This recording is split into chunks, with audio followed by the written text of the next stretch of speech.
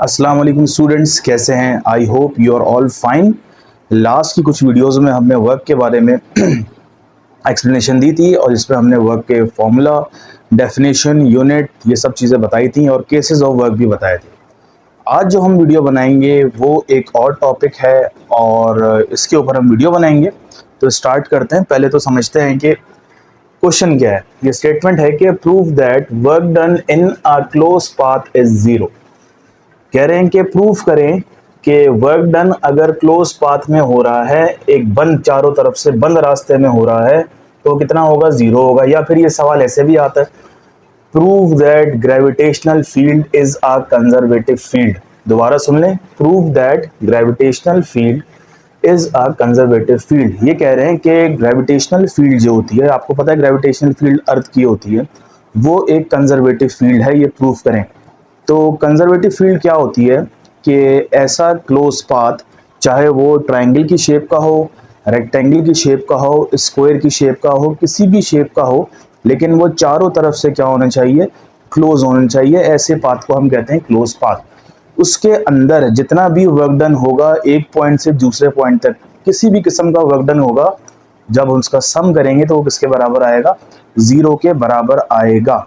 ठीक है स्टूडेंट्स, जैसे फर्ज करें एक बॉडी है, यहाँ पे ये बॉडी है, अब ये ए से बी तक आएगी, ठीक है, ये बी से सी तक आएगी या सी से ए तक आएगी। तीन पॉइंट है ना, ए पॉइंट है, बी पॉइंट है, सी पॉइंट है। इसके अंदर जितना भी वर्क डन हो रहा होगा ना, वो इंडिपेंडेंट ऑफ पाथ होगा, मतलब उसका रास्ते से, पाथ से कोई ताल्लुक नहीं होगा।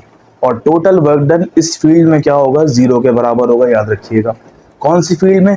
कंजर्वेटिव फील्ड में। और प्रूफ क्या करना है कि ग्रेविटेशनल फील्ड जो है वो एक तरह की कंजर्वेटिव फील्ड है, ये प्रूफ करें। और कंजर्वेटिव फील्ड क्या होती है? इसमें टोटल वर्क डन कितना हो? जीरो के बराबर हो। प्रूफ करके दिखाते हैं हम आपको। तो सबसे पहले सपोज करना है कि एक क्लोज पाथ है, ठीक है, ट्रायंगल शेप लिए, क्योंकि बुक में भी ट्रायंगल है, ये जो नई न्यू बुक आई है आपकी। बॉडी यहाँ पे है, ठीक है, बॉडी अभी इस पोजीशन पे है, रेस्ट पे है, ठीक है। ये आपको पता है बॉडी ग्रेविटी जो है किसी भी चीज को अपनी तरफ खींचती है तो इसका वेट प्रोड्यूस होता है। तो यहाँ मैं लिख देता हूँ, वेट का फॉर्मूला है mg, ठीक है, नीचे की तरफ होता है, ये याद रखिएगा, ठीक है स्टूडेंट्स। अच्छा, जब बॉडी पे फोर्स लगाई और बॉडी ने डिस्टेंस कवर किया यहाँ से यहाँ तक, या फिर यूं आप एज्यूम करें कि ये बॉडी यहाँ पे है, ठीक है, इस पॉइंट पे बॉडी है, तो बॉडी ने कितना डिस्टेंस कवर किया या कर रही है? वो डिस्टेंस होगा, यहाँ पे हमने डिनोट किया है S1 से। और बॉडी पे फोर्स कितनी लग रही है? बॉडी पे फोर्स लग रही है F, ये तो आपको पता ही है, पहली चीज। दूसरी चीज, फोर्स और, ठीक है, फोर्स तो आपको पता है, नीचे की तरफ इसका डायरेक्शन होता है, मतलब वो वेटी होगी। फोर्स और डिस्प्लेसमेंट, फोर्स ऐसे, डिस्प्लेसमेंट ऐसे, दोनों के दरमियान कितना एंगल बन रहा है स्टूडेंट्स? बताइए। ये एंगल बन रहा है अल्फा। क्या बन रहा है? अल्फा। तो हम यहां लिखेंगे, अब जरा गौर से देखिएगा, work done from A to B. अभी हम ए से लेके बी तक का वर्क डन निकाल लें। तो सबसे पहले तो हम फॉर्मूला लिख देते हैं वर्क डन का। ये होता है एफ डॉट एस, ये तो आपको पता है। या फिर एंगल की बात करें तो ये फॉर्मूला हो जाता है एफ एस कॉस थीटा, लेकिन यहाँ थीटा नहीं लेंगे हम, यहाँ क्या लेंगे? यहाँ हम अल्फा लेंगे। तो ये आ गया कॉस अल्फा, ठीक है, ये हो गया। लेकिन डिस्टेंस, कौन सा डिस्टेंस यूज हो रहा है? पहले डिस्टेंस यूज हो रहा है। पहले डिस्टेंस को हमने क्या कहा है? S1 का है, तो ये हो जाएगा FS1 कॉस अल्फा, ठीक है। ये वर्क डन हो रहा है कहाँ से कहाँ तक? A से लेके B तक का वर्क डन हो रहा है, तो इसको हमने नाम दे दिया इक्वेशन नंबर 1, ठीक है स्टूडेंट, समझ में आ गया। अभी हम वर्क निकाल रहे हैं A टू B का, ठीक है। अब क्या करना है हमें? अब हमें देखना है कि ये आपके पास ट्रायंगल बन गया, राइट एंगल ट्रायंगल ये बन गया, ठीक है स्टूडेंट्स। इसको सॉल्व करना है कैसे? अब ये देखें, तो यहां हम लिखेंगे इन ट्रायंगल ADB, ठीक है स्टूडेंट्स। तीन वो होते हैं साइड्स, तो पहली साइड, दूसरी साइड, तीसरी साइड, ठीक है students. ADB cos theta is equals to, cos का स्टूडेंट्स फॉर्मूला क्या होता है? बेस ओवर हाइपोटेनियस, ठीक है स्टूडेंट्स, क्या होता है? Base upon hypotenuse. अब हमें देखना क्या है कि यहाँ पे बेस क्या है और हाइपोटेनियस क्या है। तो सबसे पहले तो हम एंगल देखते हैं। अल्फा से ले रहे हैं हम, ये वाला ट्रायंगल देख रहे हैं, ये वाला एंगल नहीं ले रहे, यहाँ भी कुछ ना कुछ एंगल बन रहा है, ये नहीं ले रहे हैं। हम कौन सा एंगल ले रहे हैं, अल्फा। तो एंगल के साथ वाली जो साइड होती है ये बन जाती है बेस, ये तो आपको पता है, और 90 डिग्री के सामने वाली साइड होती है हाइपोटेन्यूस। तो बेस क्या है स्टूडेंट्स, बेस को हमने हाइट लिया था, ठीक है, हाइट सपोज किया था, तो ये बेस की जगह आ जाएगा h, और हाइपोटेनियस की जगह क्या आएगा स्टूडेंट्स, हाइपोटेनियस की जगह आएगा s1, ठीक है स्टूडेंट्स। अच्छा जी, s1 यहाँ डिवाइड हो रहा है, cos के पास आके मल्टीप्लाई हो जाएगा, तो this becomes s1 cos alpha. अब चूंकि यहाँ थीटा लिखा था तो हमने अल्फा के उससे लिया रिस्पेक्ट से, तो अल्फा आ जाएगा इज इक्वल्स टू, आगे आ जाएगा h, ठीक है स्टूडेंट्स। ये हमें h की वैल्यू मिल गई, क्या मिली है, h is equals to s1 cos alpha, ये हमें h की वैल्यू मिल गई।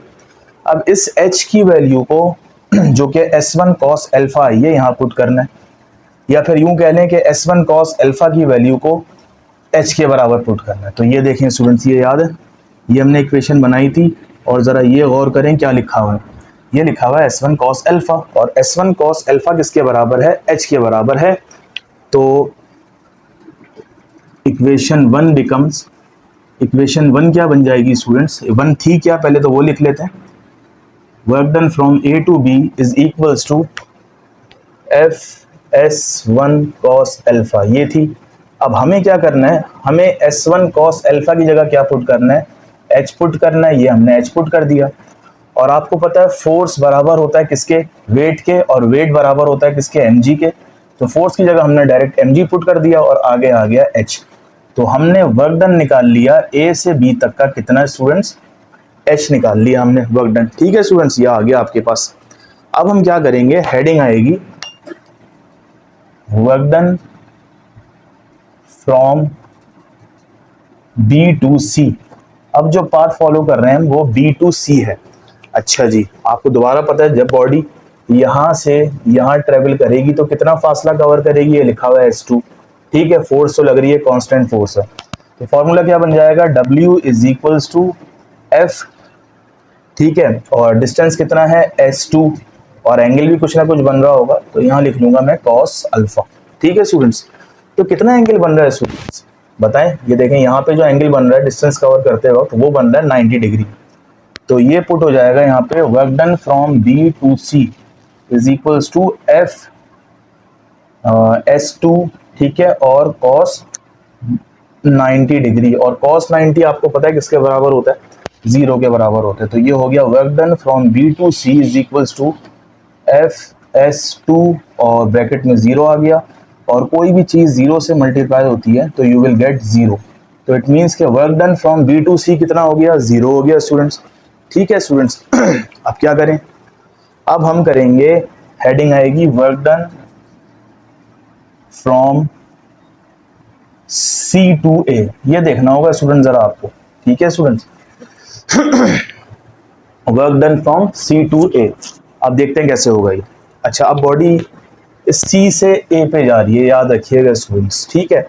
अच्छा, तो बॉडी कितना डिस्टेंस कवर करेगी, बॉडी आपको पता है यहाँ पे डिस्टेंस को हमने S3 बोला हुआ है क्योंकि तीसरा रास्ता है, तीसरा पाथ है। तो फॉर्मूला क्या बनेगा, W, और यहाँ आ जाएगा C टू A बराबर है F S3 cos।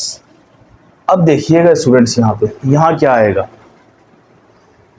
हम कौन सा एंगल लेंगे, असल बात ये आपको पता है जब बॉडी यहाँ से यहाँ ट्रेवल करेगी तो फर्ज करें बॉडी यहाँ है, ठीक है स्टूडेंट्स, इसका वेट किस तरफ होता है, नीचे की तरफ होता है, ये आपको पता है डाउनवर्ड होता है। और डिस्प्लेसमेंट किस तरफ हो रहा है, डिस्प्लेसमेंट हो रहा है इस तरफ हो रहा है, ठीक है, ये इस तरफ डिस्प्लेसमेंट हो रहा है। तो हम ये एंगल नहीं लेंगे बीटा, यहाँ तो अल्फा ले लिया था इसलिए क्योंकि फोर्स ऐसे थी, ठीक है, और डिस्प्लेसमेंट ऐसे था, दोनों के डायरेक्शन इस ऐसे थे, ठीक है, तो ये सेंटर का एंगल बन रहा था। अभी फोर्स ऐसे लग रही है, ठीक है, मतलब वेट इसका नीचे की तरफ है और डिस्प्लेसमेंट ऊपर की तरफ है। तो ये जो एंगल होगा ना, देखिए पूरा एंगल होगा, ये यहाँ से लेके यहाँ तक बनेगा, और ये एंगल है कितना, 180 डिग्री, पहली चीज। दूसरी चीज, ये कितना एंगल है स्टूडेंट्स, ये एंगल है बीटा। तो हम क्या करेंगे, टोटल एंगल में से बीटा को माइनस कर देंगे, तो ये हो जाएगा स्टूडेंट्स FS3, ये हो जाएगा कॉस, और ये जो थीटा जो कुछ भी है यहाँ पे वो हो जाएगा 180 माइनस बीटा, ठीक है स्टूडेंट, थोड़ा सा यहाँ समझना पड़ेगा। तो टोटल एंगल था 180, हमने बीटा निकाल दिया तो हमें एंगल मिल गया, ठीक है। और ट्रिग्नोमेट्री की एक प्रॉपर्टी है, जब आप चैप्टर पढ़ेंगे ट्रिग्नोमेट्री का, कि cos 180 माइनस कोई भी एंगल हो, cos 180 माइनस कोई भी एंगल हो वो बराबर होता है माइनस cos और ये जो एंगल है इसके, ठीक है स्टूडेंट्स। ये तो आप जब ट्रिग्नोमेट्री पढ़ेंगे जब समझ में आएगा कि cos 180 माइनस बीटा, बीटा मतलब कोई भी एंगल हो तो वो बराबर होता है माइनस cos बीटा के। तो माइनस हम बाहर निकाल लेते हैं तो हो जाएगा एफ एस 3 माइनस का और ये आ गया cos बीटा, ठीक है स्टूडेंट्स। अब हम क्या करेंगे जरा गौर से देखिएगा, ये आप स्क्रीनशॉट ले सकते हैं इसका पहले।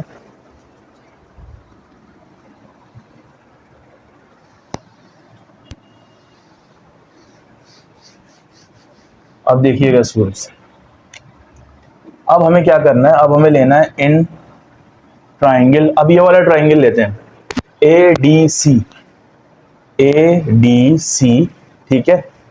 Cos beta is equals to, क्योंकि वहां बीटा है तो इसलिए अभी फिलहाल मैंने बीटा लिखा है, cos beta is equals to, cos का फॉर्मूला होता है बेस ओवर हाइपोटेनियस। बेस आपको पता है क्या है स्टूडेंट्स, बेस यहाँ पे क्या है, बेस यहाँ पे है ये h, तो ये आ जाएगा h। हाइपोटेनियस क्या है, हाइपोटेनियस आपको पता है 90 के सामने वाला होता है, तो ये आ जाएगा S3, ठीक है स्टूडेंट्स। तो ये आ गया cos बीटा, तो S3 डिवाइड हो रहा है वहां जाके मल्टीप्लाई हो जाएगा, तो this becomes S3 cos beta is equals to h। तो S3 cos बीटा की वैल्यू क्या आ गई, h आ गई। इसी वैल्यू को हम यहाँ पुट करेंगे और इसको हमने नाम दिया था इक्वेशन नंबर, बल्कि दे देते हैं 2, ठीक है। Put the value in equation 2, equation 2 लिख लेते हैं पहले। इक्वेशन 2 है work done from C to A is equals to F S 3 cos beta और माइनस बी है। अब S3 cos बीटा किसके बराबर है, h के बराबर है, तो ये हो जाएगा माइनस एफ एच, और f किसके बराबर था याद है आपको, mg के बराबर होता है, तो हो जाएगा माइनस mgh। तो work done from C to A हमें कितना मिला, mgh मिला। A टू B कितना मिला था, mgh, B to C 0, C to A माइनस mgh। अब हम निकालेंगे टोटल वर्क डन, ठीक है स्टूडेंट्स। अब हम निकालेंगे टोटल वर्क डन, तो टोटल वर्क डन निकालने का फॉर्मूला है WT is equals to, subscript में T लिखेंगे आप, फॉर्मूला बन जाएगा work done from A to B plus work done from B to C plus work done from C to A। अच्छा जी बताइए, A टू B में वर्क डन कितना था, ये था mgh, B टू C में कितना था 0, C टू A में कितना था minus mgh, mgh as it is, 0 को तो हटा दें कोई वैल्यू नहीं होती, प्लस माइनस माइनस mgh। तो टोटल वर्क डन हमारे पास जो आया वो आया 0 के बराबर। इसी तरह जिस तरह क्वेश्चन था कि प्रूफ करें कि वर्क डन किसी भी क्लोज फील्ड में किसके बराबर होता है, 0 के बराबर होता है, तो इस तरह हमने ये प्रूफ किया। और ये भी पता चला कि ग्रेविटेशनल फील्ड एक तरह की कंजर्वेटिव फील्ड है, और आपकी बुक में 2 फील्ड का और जिक्र है ग्रेविटेशनल फील्ड के साथ, एक है मैग्नेटिक फील्ड और एक है इलेक्ट्रिक फील्ड। तो पता चला ग्रेविटेशनल फील्ड हो, मैग्नेटिक फील्ड हो या फिर इलेक्ट्रिक फील्ड हो, तीनों में वर्क डन किसके बराबर होता है, 0 के बराबर। और ये तीनों कौन सी फील्ड्स हैं, कंजर्वेटिव फील्ड्स हैं।